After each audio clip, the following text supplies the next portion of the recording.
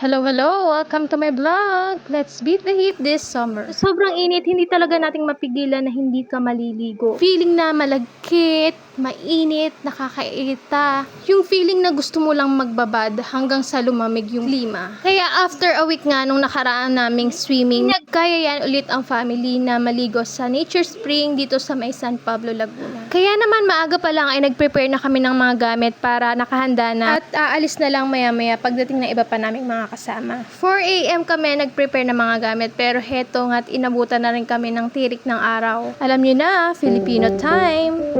After nga namin maisakay yung mga gamit sa sasakyan ay umalis na rin kami nito agad. At after an hour drive from Santo Tomas, Batangas ay nakarating na rin kami dito sa Bato Spring. Nakahiligan na rin talaga ng family yung ganitong getaway, yung nature vibe, greenery views, cause it's really satisfying. Sa ganitong klaseng place, lahat ng stress mo from work ay talaga namang mawawash out. So paano? Tara, ligo tayo!